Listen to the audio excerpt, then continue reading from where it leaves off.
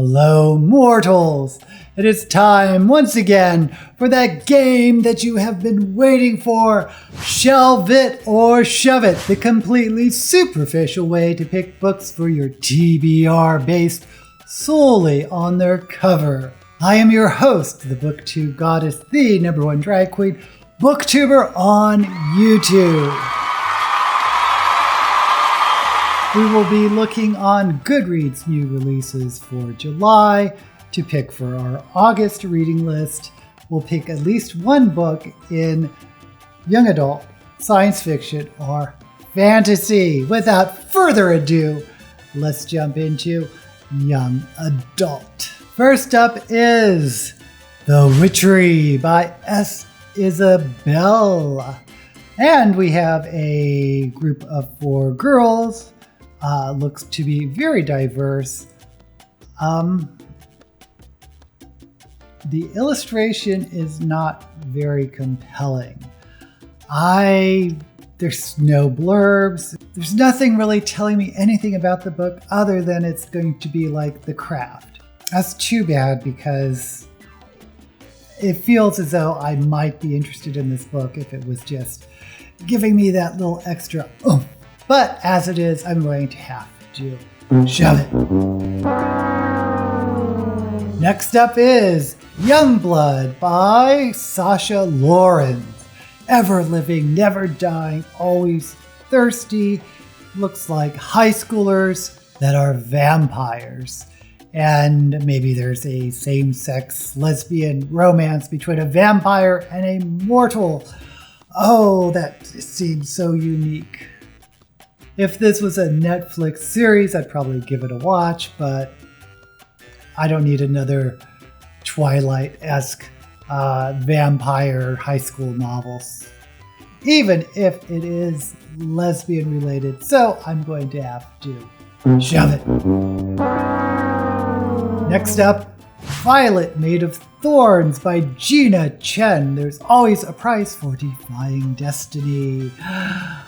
You know what I'm going to say if you've been watching me. I am not a fan of these types of covers with the title as the main feature surrounded by some type of artwork. This is pretty though. There are exceptions to the rule, and this is a pretty cover. I like that purple sky. I like these roses with thorns. I'm wondering if this is going to be a Sleeping Beauty retelling. I don't know. I don't know enough about this book. And even though I think this is an example of the best type of this type of cover, still not my favorite type of cover. Anyway, I am going to shove it. Next up is These Twisted Bonds by Lexi Ryan. And it's a companion to the New York Times bestseller, These Hollow Vows. So it's a sequel. I haven't read the first book. The cover is okay. It's looking a little generic to me. YA romance set in a fantasy realm. Groundbreaking. But for me, I'm going to have to shove it. Next up, The Valkyrie's Daughter by Tiana Warner. 9 worlds. Ooh, 9 worlds. That's a lot. 2 outcasts, 1 destiny. It's a Norse mythos told from a, I assume, young girl's point of view. I think I would need to know more about this. I am kind of intrigued. The cover is, I think, of all the young adults we've seen, is probably the best, but I'm still not sold enough to shelve it, so I'm going to shove it. Next up is Upgrade by Blake Crouch, a novel. New York Times bestselling author of Recursion and Dark Matter. Boring. This is a boring cover. It's blue. There's, I don't know what this is. Little DNA markers, just maybe. I don't know. too vague for me to get any idea what this could be about. So I'm going to shove it. Next up, The Daughter of Dr. Moreau.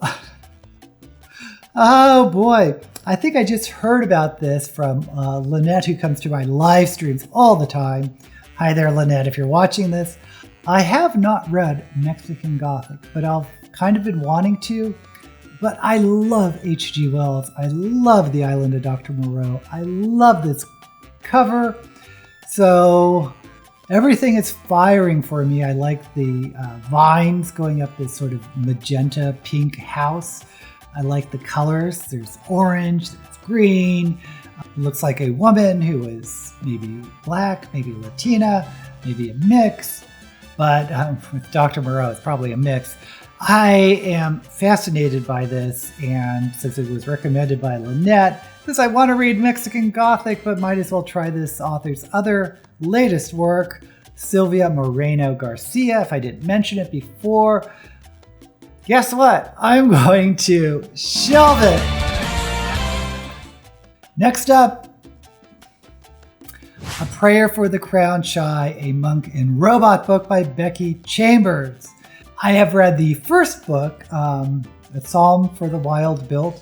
I think this is a fascinating world because it is a utopia. Almost always when you have science fiction set in sort of the very, very far future, or even near future, it's often in a dystopian world. This is a utopian world, which offers a whole different set of conflicts for someone like our monk who is trying to find himself. Oh, I love the first one so much. And I love these covers too. I love these covers. I love the artwork. Well, you know, I can't even say anything else. You know, I am going to shelve it. Next we have Into the Mist by PC Cast. And it looks like a woman with flowers. Maybe she controls nature in some fashion. I'm getting kind of a horror vibe. It's not really striking me though, so I'm going to have to shove it. Next up is The Awoken by Caitlin Monroe Hose. Are you seeing what I'm saying? This cover is nothing. It is nothing. There's storm clouds, maybe. There's a billboard I can't read. There's a flag. Wait a second. The American flag may have different number of stars. I mean, we have to really dig deep to find anything unique about this photograph. I don't know what this novel could be about, frankly. So I'm going to have to shove it. Then we move on to fantasy. And the first one we have is the Book of Gothiel. Gothel by Mary McMine. Okay, it looks like Rapunzel. There's a tower with a braid of hair going down.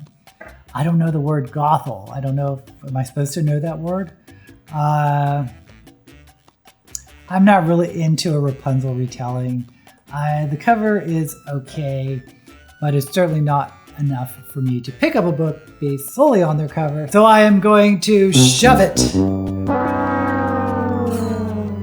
Next we have Briefly, A Delicious Life. Briefly, comma, A Delicious Life. Briefly, A Delicious Life. Author is Nell Stevens. Author of Bleaker House. I actually like this cover, but it's not telling me what this could be about.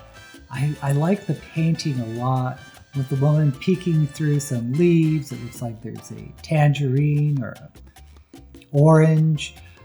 I would probably pick this up and read the blurb on the back to get more information on it if I was at a bookstore, but I'm not. I'm just picking a book based on their cover, and I don't recognize this author, so I'm going to have to shove it. Next we have The Night Shift by Natalka Burian. Didn't Stephen King have a novel called The Night Shift? And there was a movie called The Night Shift. Anyway, doesn't matter. It looks like a doorway. Maybe this is a portal fantasy. It looks like a sky with a doorway. There's looks like a young woman walking or leaving it.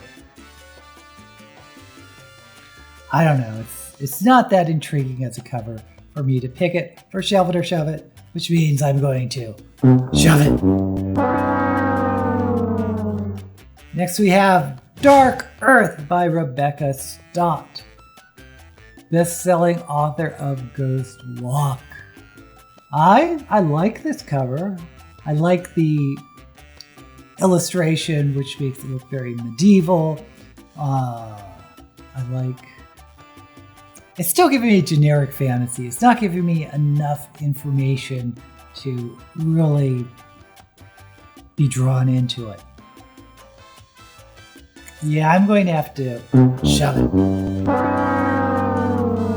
Next we have A Strange and Stubborn Endurance by Foz Meadows. Love that name, Foz Meadows.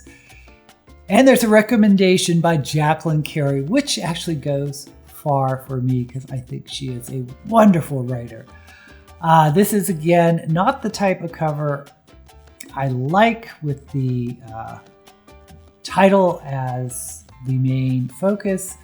But that said, I do like how different it is. I do like how A Strange and Stubborn's at an angle.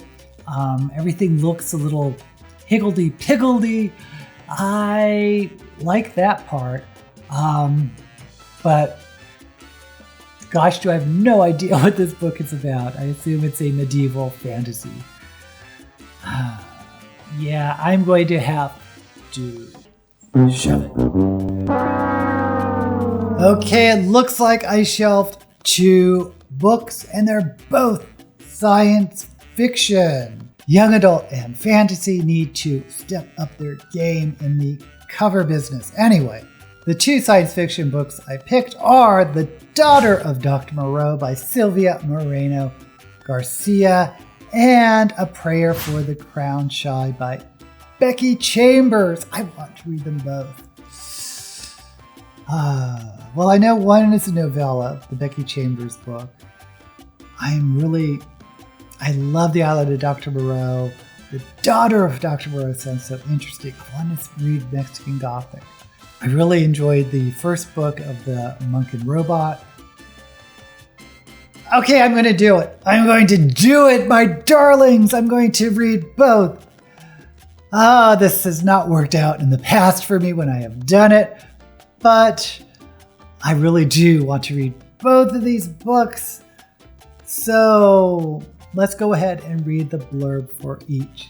Let's see what I've gotten myself into. The Daughter of Dr. Moreau by Sylvia Moreno Garcia. Carlotta Moreau, a young woman growing up in a distant and luxuriant estate, safe from the conflict and strife of the Yucatan Peninsula, the only daughter of either a genius or a madman. Montgomery Lawton, a melancholic overseer with a tragic past and a propensity for alcohol, an outcast who assists Dr. Moreau with his scientific experiments, which are financed by the Lizaldis, owners of magnificent haciendas and plentiful coffers, the hybrids, the fruits of the doctor's labor, destined to blindly obey their creator and remain in the shadows, a motley group of part human, part animal monstrosities, all of them living in a perfectly balanced and static world, which is jolted by the abrupt arrival of Eduardo Lizaldi, the charming and careless son of Dr. Moreau's patron, who will unwittingly begin a dangerous chain reaction. For Moreau keeps secrets, Carlotta has questions, and in the sweltering heat of the jungle, passions may ignite. Okay, I am excited for this one. I'm not crazy that it seems like there's this huge romantic subplot to it, but I've been wrong for those types of novels before. I'm thinking of The Monster of Eldenhaven by Jennifer Geisbrecht. It had a very twisted romantic subplot, and I love that book. I'm hoping it will be the same for this one. I'm not familiar with this author, heard a lot of good things about them. So let's look at A Prayer for the Crown Shy by Becky Chambers, which is a follow-up for A Song for a Wild Built. It's a monk and robot book. Now, I'm just going to go off on this tangent very quickly. The first novel in this series was a novella, and I think that novellas should be priced less than a full novel, but that's not what it appears this publisher does. And that kind of annoys me, but I'm not going to get into it. Now, I'm just going to read the blurb for A Prayer for the Crown Shy. After touring the rural areas of Panga, Sibling Dex, a tea-monk of some renown, and Mosscap, a robot sent on a quest to determine what humanity really needs, turn their attention to the villages and cities of the little moon they call home. They hope to find the answers they seek while making new friends, learning new concepts, and experiencing the entropic nature of the universe. Becky Chambers' new series continues to ask, in a world where people have what they want, does having more even matter?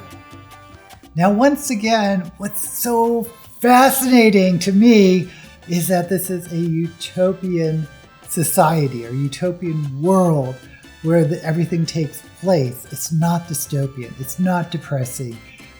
It's enlightened. But still, Sibling Dex is trying to find his own identity, his own place in the world. And Mosscap, the little robot, is pretty much trying to do the same. It is really delightful. I think they probably should be kept as novellas because they're very sweet short stories. They shouldn't charge as much as a novel. But anyway, I am looking forward to reading Prayer for the Crown Shy. What did you think? What books would you have picked based solely on their covers? Let me know down in the comments. And by the way, if you're not subscribed, go ahead and subscribe to my channel. Until we meet again, may all the books you read be blessed.